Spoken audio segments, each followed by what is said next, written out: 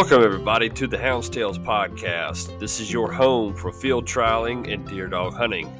It'll be stories and discussions on the world of dog hunting. So let's drop the gate, cast your hounds, and get ready for another episode of the Hounds podcast. The Hounds podcast is proud to partner with Outdoor Dog Supply again for the 2025 season. Outdoor Dog Supply is the leader in online garment sales with their world-class trade-in programs. These guys are not just a business, they're also houndsmen and women too. They test their products out in the field and really put them to the test. Get the latest in garment equipment, stay locked and ready with field trial equipment, collars, leashes, and so much more. Visit their website today at outdoordogsupply.com, and we want to thank Outdoor Dog Supply for their support not only for the podcast, but in the field trials across the country. When you're looking for your next purchase and equipment, keep Outdoor Dog Supply in mind. Now let's get this episode started, guys. Thank y'all so much. Welcome, everybody, to the Hounds podcast. I'm going to do a quick little disclaimer before we even get started. Yes, this is going to be a solo run tonight, but I got some good stories for y'all. I was supposed to, and we did try. I was supposed to be recording with Melon Creek Outfitters, Melon Ranch Hounds. They are a guided bobcat hunts down in Texas. They have incredible videos online on YouTube and on Facebook and stuff like that. And man, it's incredible to watch their stuff work. We were working on a recording. The main guy, and I'm not going to spoil it all, so, is actually in Africa, on the west side of Africa, doing some deep sea fishing. He's going after, whatever it is he's going after. But anyway, his signal was not good enough, and it just didn't work. He said, we were going to try, and we sure enough tried it, but it just didn't exactly work out the way we needed it to. So that's what put me behind on getting this week's episode out, and I'm trying to get everything finalized for the first hunt of the series, which is next weekend. So I'm sure a few of y'all want to hear about the post, but we'll get into that in just a second. Before we do, let's be a little bit inspirational to get the things kicked off. I want to start again with our inspirational quote of the week, and again, we're going to continue through this month with focusing on men's mental health. So the quote I have for y'all today is, by facing our challenges and overcoming them, we grow stronger, wiser, and more compassionate. That's from John Templeton. And then our Bible verse, which I really like this one, and this one, man, it speaks. It's from Proverbs 27:17. As iron sharpens iron, so a man sharpens the countenance of his friend. That's big. That right there just speaks, that one speaks to me so much. It's surround yourself with the people that are going to help improve you as a man, not only as a man, but as a Christian and picking your faith up. And then you need to be that person too. I know that's something I struggle with, and I try to work more and more each day towards that direction. And I hope that we can keep making the strides towards that direction. But all right, so let's get into a talking point real quick. I want to talk about the post I made. We've got to do better as a sport, and I'm not going to call anybody out directly. This is not going to be an attack on anybody in particular. It's not going to be a pointing fingers, anything like that. This is going to be as a whole, it's something that needs to be presented and something that needs to be talked about and spoke about more.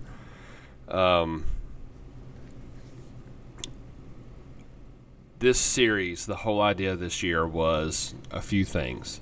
I wanted to expand it to get down in the Carolina because I thought it was going to be really neat to be able to expand and bring some variety to it, bring a little even more variety than what we already had. And I wanted to give more people the opportunity to get into the hunt. And I will take partial blame that I have not been the best about publicizing the series this year. I've honestly stretched myself in a lot of different directions, and I haven't been able to put the focus into it, so I do apologize for that. So for people that forgot about the money being due this week, I tried to make a few posts to kind of remind everybody, but it's tough, especially when you make a post and try to let everybody know a week beforehand, like, hey, I need $150 next week. It makes it tough. But honestly, as hunters, we got to do better. And I get it. Everybody's busy. Everybody has lives. Make a calendar. Your phone has a calendar on it. Set a reminder. Hey, I got numbers to this hunt. It's on this date. Set me a reminder for 3 weeks ahead of this hunt. I need to make sure that everything's on the up and up. I'm ready for it. I'm prepping for it. I'm ready to go. We got to do better these hunts, and there's a million hunts going on right now. I think even in the 4 or 5 years that I've been running now, the growth of the hunts, there's a hunt anywhere, especially Virginia, Carolina, even into South Carolina. Almost every week, there's somewhere you can go. You can go to probably 5 different hunts on any given weekend, whether it be a 1-day, 3-day, multi-day, 2-day, 9-hour hunt, whatever. And is that causing an issue? Maybe. Is it something that can be corrected? No. You can't ask pens, associations, hunters to say, no, don't do that hunt this year because there's just way too many. And maybe we're in a weird area of too many hunts, not enough hunters, if that makes any sense. But with my words of encouragement, I will say, in that situation is getting numbers to 4 different hunts on a weekend and making your mind up the week of the hunt which one you want to go to is not okay. It's not. It's not okay to the hunt. It's not okay to the association. It's not okay to the pen. It's not okay because you're taking and making it about yourself. This sport relies on everybody working together at once. And that's the judges, the hunters, the associations, the pens. They all lean on each other. They all need to be working together to help each other, to help everybody better themselves. So when you get 5 numbers to 4 different hunts, you can't go to 5. You don't have 20 dogs to go different directions. A handful of people do and can make it happen, but most of the time you got 5 dogs that you're going to go to one place with. So why are you taking up numbers that the person putting the hunt on is going to have to scrounge last minute to get everything settled and make sure? And you could have the idea, the mentality of, oh, well, they always have a waiting list. They always have a waiting list. Yeah, they do have a waiting list. But those guys that called on the waiting list also called the 6 weeks ahead of time, the 3 weeks ahead of time that you did. In the week of the hunt, they've probably found somewhere else to go by then. You don't know how many times on waiting lists that I've had to go down the list because somebody turned their numbers in the week of the hunt. And I go down the waiting list and I get to the 15th person on the waiting list before I finally get those numbers taken out. So guess what? The guy that's already put all that effort into putting this hunt on, the organizing, the getting judges, the gathering the judges, the getting the prizes, the book, the money, the pen, the license, the fees, all that stuff, all that put together, and you want to take and call him a week before because you decided to go to a different hunt, it's not okay. It's not okay. get numbers to one hunt. That's the hunt you're going to dedicate to that hunt. Simple as that. It's really that simple, guys. You got to give these hunts some help in that situation and not make it harder on those guys. I'll put it to you this way, and I'll get into this. You know, we're rolling with this turning numbers in thing. If you're going to turn in numbers, I get things come up.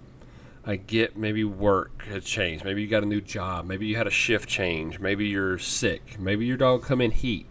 That's fine. But you know a lot of these things you know ahead of time. So try to give a little bit of heads up before the deadline or before the week of the hunt. And I understand wanting to wait and see if maybe it would work out. I get it. But just keep in mind the hunts, guys. Just keep in mind the hunts. But for the guys that are no showing, no call, no response, no answer, and I went back and counted, there were 6 for my first hunt. There were 6 guys that had no response, no answer, no excuse, no nothing, just nothing. No checks, no money, no answer, no, hey man, I forgot about it, I'm sorry, nothing. So that's 12 numbers with no excuse.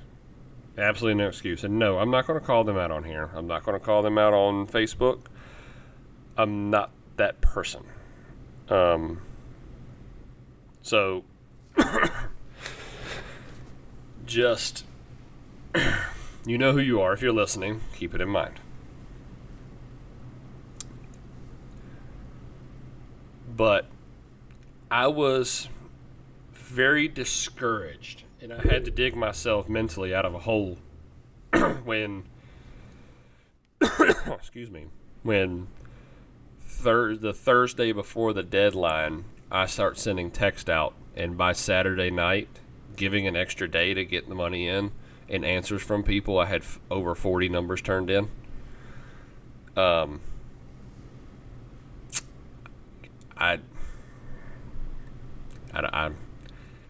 It was highly discouraging.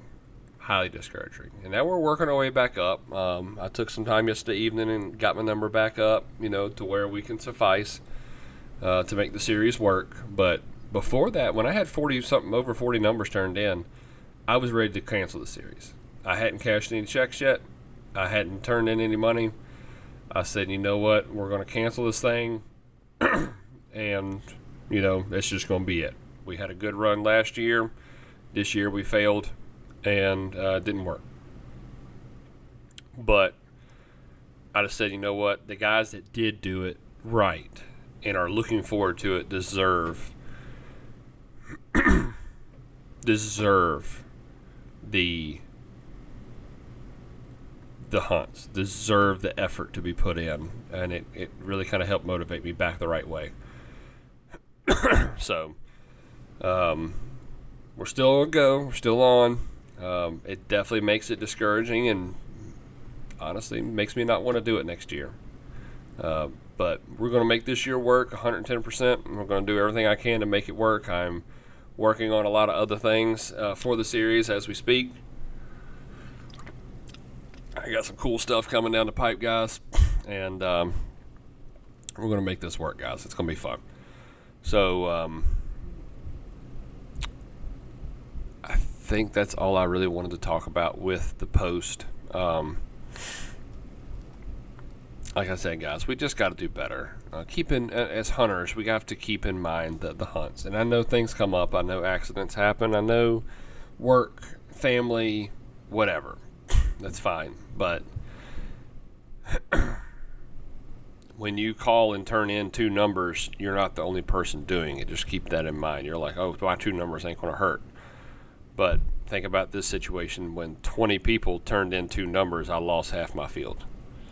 And this is not me bitching, guys. This is just me using this hunt as an example. Oh, well, actually, I do want to continue on to this a little bit more. When you do this, when you Let me restart that. So when last year, one of the biggest things I heard, one of the biggest takeaways, I made this point in my post, was, I couldn't get numbers. I called and called and called and called and called and called and called and called and called and could not get numbers. Yep, probably right. There was a lot of people calling, a lot of stuff going on, and the books filled up really, really, really, really fast. Okay? Now, this year I said we're going to offer up. If you judge a hunt, you get a hunt. You judge 2 hunts, you get 2 hunts. That's how it should work. There should be no issue with that. Then I'm going to divide the field by the numbers, we pretty much got to almost all the hunts except for pools was 2 dogs. Where everybody could bring 2 dogs, that's 40 hunters coming to one hunt, 50 hunters to another 40 to another, and then 35 or 40 to another one. That's a lot of different people. It's a lot of trucks rolling up. That's awesome. That's incredible. That gives so many people opportunities to come to that. That's what everybody wanted. That's what everybody asked for. And now look where that got me. It got me 2 weeks before the hunt. I'm scrounging to give numbers out so we can make this series possible. What that does is make a bad taste. It's a bad look. Not only for me as saying it puts a bad idea in my head of, why am I going to give just random people that I've never heard of numbers when I can't trust that they're going to come? You got guys that are begging to get in the hunts, begging to get into pleasure run, begging to just be able to do something. And how am I supposed to build any kind of trust on people when this is how it gets repaid? That goes for anybody, not just me. How am I supposed to say, man, I've never heard of this guy before, but I'll give you numbers to this hunt for sure. I trust that you're coming. Now I can't trust that if I don't know who you are, I don't expect you to come. That's the energy that you're putting off, or that's the mentality that you're promoting for this sport, is these guys that are true, these guys that are honest, and the guys that are wanting to work and want to get into it and learn and build a reputation and get good dogs and all that kind of good stuff. So you got guys that are trying to get in, and this boils down to even pleasure run time. If you did me wrong in this hunt, and all right, for example, if whatever pen is putting on a hunt for the pen to help raise money for the pen, cover cost, and they give you 5 numbers.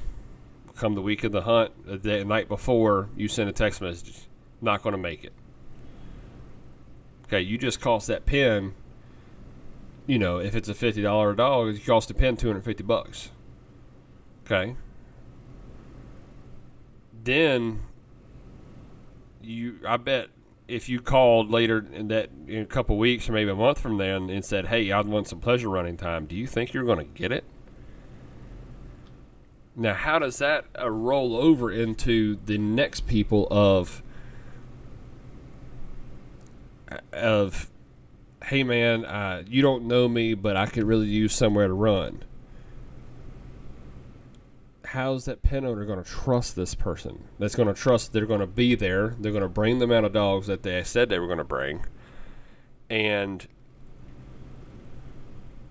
that everything is going to be done correctly. If I owned a pen and I gave Billy 5 numbers to a hunt and he didn't show up, Billy's not coming to pleasure run at my pen anymore. He's not getting numbers to any of my hunts. Especially if he no called, no showed, no nothing. Done. He's X'd. And he's X'd for me. He's out. And people are like, man, that's hardcore. Yes, it's hardcore because this is it. It takes an ungodly amount of money to do this, guys. An ungodly amount of money to make this whole thing work. you know? So keep that in mind when you're getting numbers is what are you doing to affect the mentality of the association, the pen owner, whatever, to look at the new guys coming in. You know, just keep that in mind.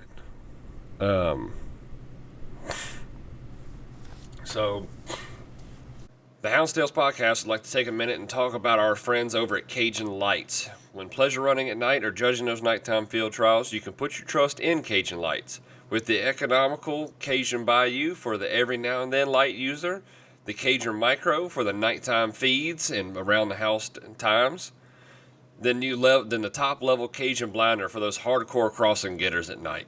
The Cajun Lights are headlamp style light that free up your hands for voice recorders or your GPS. They offer flood style lights in red, amber, and a white walking light. Then the top of the line 4-level main beam light. If you're having a hard time catching crossings at night, give the Cajun Light a try, and the red and amber setting to catch the game without distracting them, and with the easy flick of a switch, go back to your main beam light to catch your hounds in action and get those numbers. Visit their website today at CajunLights.com, and at the checkout, make sure you fill out the survey after your purchase and select Hounds Tales Podcast to receive 5% off your next purchase with Cajun Lights. Now, let's get back to the episode. I hope that kind of speaks to some people that maybe you need to think a little bit before you do things. But let's get into a little bit more positive note. And obviously this past weekend was Father's Day. So happy Father's Day to all the fathers out there and all the stepped up fathers, like I like to call them, the guys that didn't have to but did.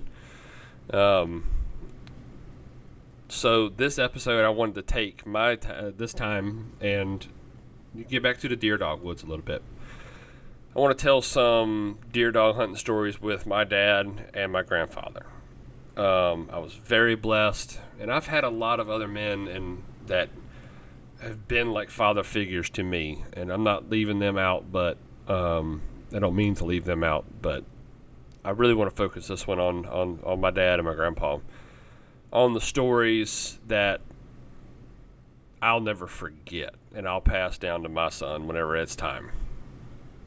I want to start off with the story, the picture that I posted on Facebook for the Father's Day post yesterday.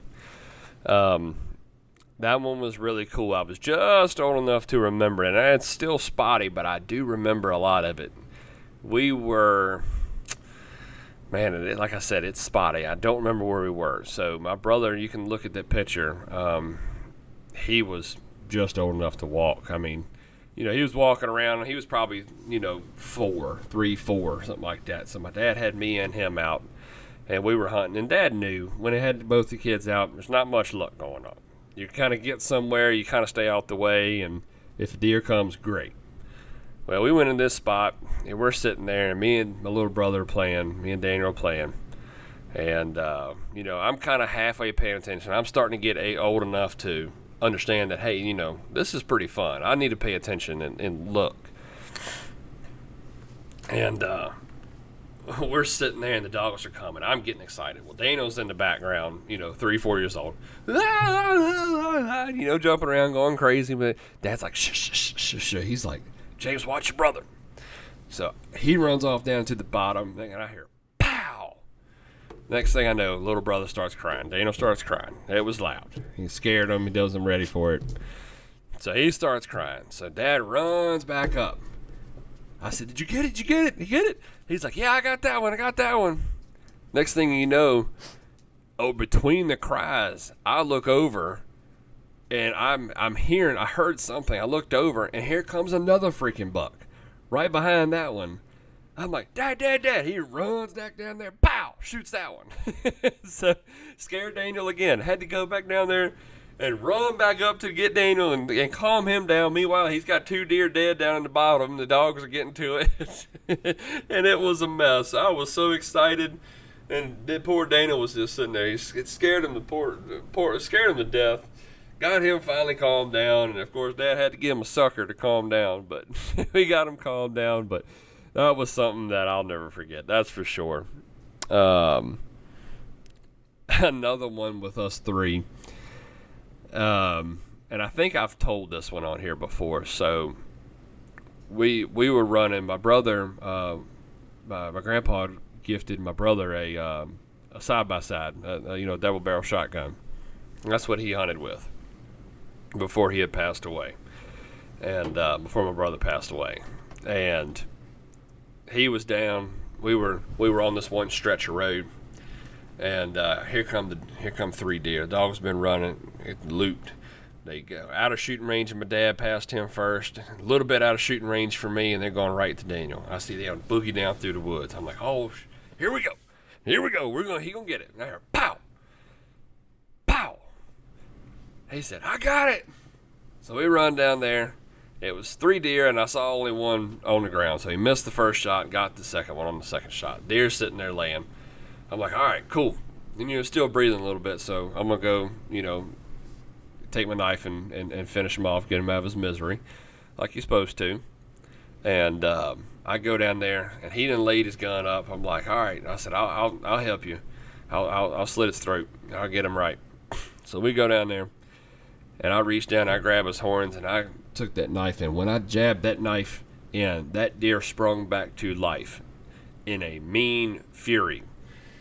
And I was like, I didn't bring my gun. Daniel's gun is unloaded. So I'm like, nope, gotta hold on. I reached my other hand around, grabbed the horns, and that deer were doing circles. He was trying to charge at me. I was going crazy. I'm like, get your gun, Daniel, get your gun, Daniel, get your gun, Daniel. I look over, and he's, oh, which tree? He's going around in circles, trying to find it. I don't know where I put it. Then he picks it up. He goes, crap, I ain't got no bullets.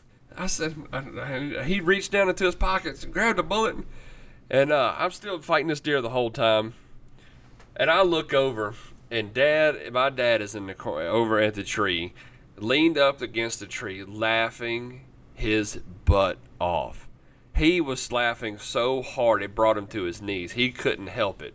Daniel running around in circles looking for the daggone shotgun to try to finish this thing off. I'm holding on to the horns. Deer's got a knife sticking out of his throat. I'm holding on so the deer don't get away. Deer's charging. We're doing circles. Daniel sticks his gun up him. He's like, all right. I'm like, whoa. Hold on. I'm right here, dadgummit. So I'm like, I'm going to chuck him this way, give him a step or two, and when he goes away, shoot this son of a gun, So I'm like, all right, 1, 2, 3, and I chunk him over to the right, down, gives him 2 steps, and pow, puts another one inside, folds him up, he's done, graveyard dead. Meanwhile, I look over, and Dad is still on the ground laughing. I was like, I could have used daggone help. He said, I was trying. He's like, but I couldn't stop laughing. I couldn't stop laughing for nothing. And then, of course, we got to giggling and laughing about it. And that was, oh, God, that was hilarious. That was such a fun time. One of the ones that... It don't happen every time, but man, you never forget that one. We're going to take a quick second and pause this episode and talk about our partners over at Elite Nutrition. Our hounds, they're athletes, guys. They give us their all each and every time that they're casted. Elite Nutrition offers an all-natural products to give your dogs the natural benefits they deserve.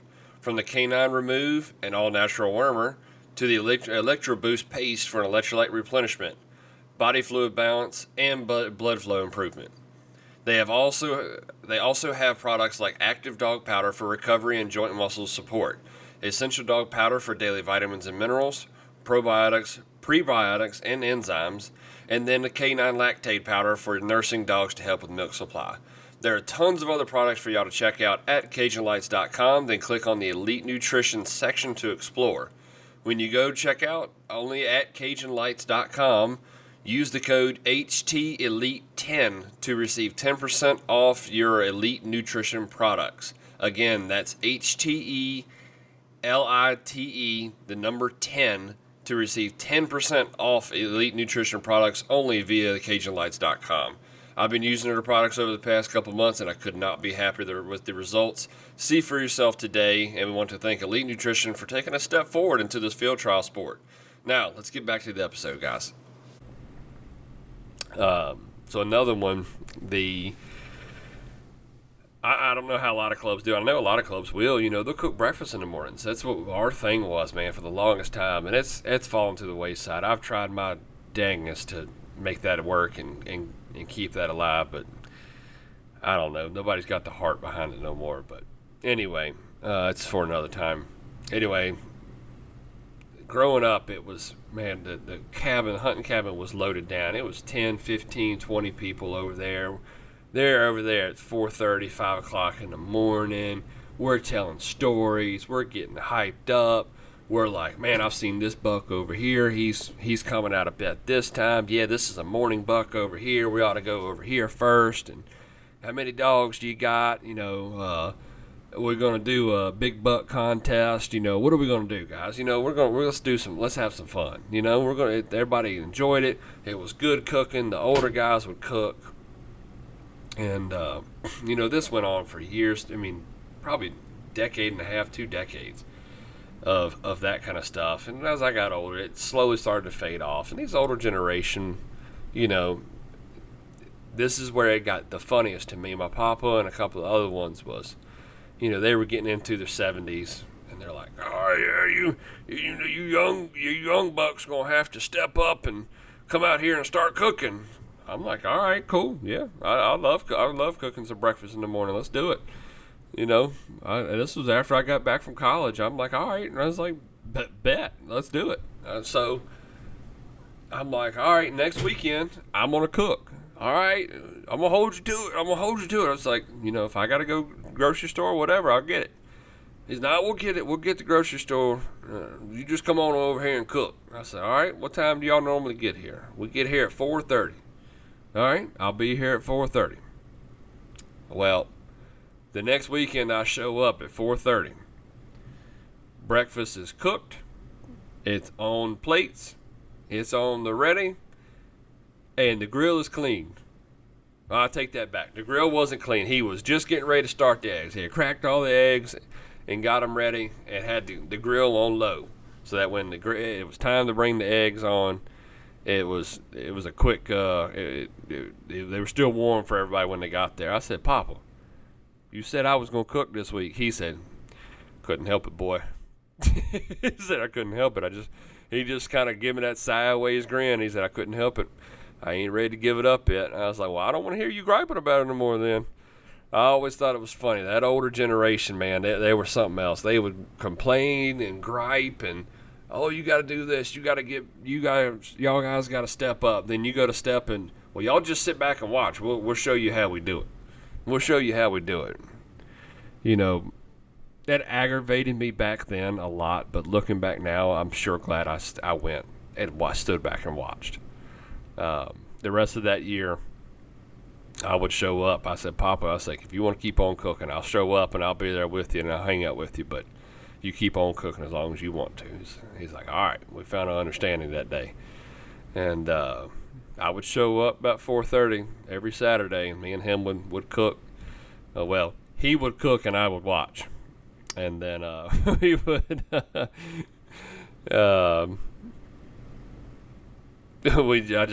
enjoyed it. It was just time with him, talking dogs, talking hunting, and it was a lot of fun. So another thing that my papa taught me, talking about him, was he really helped me understand patience. When I first got to driving and doing it myself, my dad was always a very run and gun. He would sit still for a little bit and did a good job sitting still, but he would also, if you needed to get somewhere, you got there. You made it happen, you got in front of him. We killed a lot of deer that way. But my papa, when I got to hunting with him a little bit more towards the end of his hunting career, he taught me sitting still, being patient, let it come back to you is a great way to hunt too. And we enjoyed a lot of times of, oh, yep, they're going that way. And I'd jump back in the truck ready to go, and he'd still be sitting there listening, just enjoying the hounds. And he's really the one, in my opinion, that taught me to enjoy the sound of the hound. Don't necessarily enjoy just the thrill of the hunt, but enjoy the sound of the hound as well. You know, of course, I always loved listening to a good chase, but he's the one that really kind of truly broke it down and taught me they're going their other way. Don't worry about that. Just listen and enjoy. And really taught me, and this kind of leads me into something else, you know, taught me how to use my ears. And that's something that so that's something that to me is such a lost thing now. You know, we have GPS, and that's great. They're a lifesaver. They're a game changer, and they've really, honestly, probably saved the sport. But they're used as a crutch so much. And man, I grew up in the times of the old school. Listen and tell where they're going. I can tell you, I learned from my dad and my grandpa on how to listen to the dogs, and no, they're not coming towards you. They're pulling a hill on the other side of that bottom. I can listen to dogs when they drop off in a bottom, and I can tell which way they're going. I know I learned by those guys that could listen to dogs that were a mile and a half away and could pinpoint exactly where they were. And how we knew that's exactly where they were is because they would say to me, man, it sounds like they're up there around the right-hand road in the pushed-up stuff. Ought to be right around the entrance. Dogs get ready to cross on the right-hand road at the entrance. You'd hear on the radio about 10 seconds after that. I mean, it was so amazing to learn from them that art of listening to dogs and telling where they were, how they were going, how they were running the land. That's something that I will pass on 110% to my son, and if I'm lucky enough to have any more kids that want to do it. The Hounds Tales podcast is happy to announce our newest partnership with Low 10 Outfitters. If your kennel is looking for new apparel to rock to the next field trial, look no further than Low 10 Outfitters. They offer shirts, hats, hoodies, coats, and other accessories with custom logos for your kennel or your hound to go on. With top quality merchandise and long-lasting quality, you can't go wrong with Low 10 Outfitters. And very soon we will be offering Hounds Tale podcast apparel on their website at low10outfitters.com. So be on the lookout for that coming up here soon. Thank you, Low 10 Outfitters, for teaming up with the Hounds Tales podcast. And don't forget, guys, low10outfitters.com to get your apparel for your kennels. Now, let's get you back to your episode. And one more last story, not really a story, but just a memory that I still enjoy doing, and I need to actually just break it down with him again this year coming up, and me and him just go walk again like we used to. But we would just take, and we cast. I grew up with them. They were not the drop the tailgate, let them go hunters. We hike them into the woods. We give our hike commands hike, whoop, yeah, you know, that kind of stuff, you know, making the noises. We have our own commands, and that's what they follow. That's what they pull to. And that was how I learned to watch a dog. That's how I learned to see, all right, that dog picks it up where that dog slacks. This dog has got a good nose, but this dog carries it. But when this track gets a little bit hotter, that dog that ain't got quite such a good nose picks it up and carries it on and controls the chase. And it's just, you really learn to read a dog doing that. And that's something my dad taught me, was get in there, take your gun with you. You know, you never know. But take your gun in there and walk with your dogs. Be on the ready for the deer. If they come back around to you, they might. But you're teaching the dogs, you're learning the dogs. It's going both ways right now. And when you're doing that, and it's just, I'll never forget those walks in the woods, and just, it's not necessarily even the times where he was like, all right, son, this is this dog doing this is what you're doing, this is what we're doing here, blah, blah, blah. you go out there, you experience it, and you pay attention, and you learn it that way. And at the time, I didn't realize that that's what was happening, but he taught me so much just taking me with him and making me, not necessarily making me walk. I wanted to go. I mean, there was plenty of times where I was like, man, I don't want to walk. And he's like, all right, well, I'll be back in a little while. And he'd leave me, and I'd listen to the radio and enjoy the radio. And if the deer come back, I'd be ready about the closer towards the truckway. Then I got older, and I was like, no, I want to walk. I'm going. So, man, it's things like that we have to give credit to those father figures, to our dads, to our grandpas, that showed us the way in the sport. And cannot thank them enough. So to everybody out there, to my dad, my grandpa, and all the other dads out there and father figures, happy Father's Day. And y'all just, we cannot thank y'all enough for passing it down to us. So that's going to wrap it up for the rest, the normal part of this episode. We're going to go straight into, real quick, the Spotlight presented by Cajun Lights real quick. It's now time for the Spotlight presented by Cajun Lights. This is where each week we will recognize winners and other accomplishments across the field trial world. Now let's shine a light on these guys and these dogs, and let's get to this week's winners. And I never could find a picture of the Triple Crown results. It's kind of disappointing. I know it was supposed to be a really, really good hunt, and I've heard a lot of people talk about how great it was. And big shout out to Colby Taylor. I know Colby Taylor made another champion down there, so congratulations to him. I believe it was his Bumblebee dog. So congratulations to him on making a champion at that first ever Triple Crown. And maybe next year I'll come down there and see if I can't hang with you guys. The only other hunt that I got results for was the Mid-Atlantic 2-day down at Pools.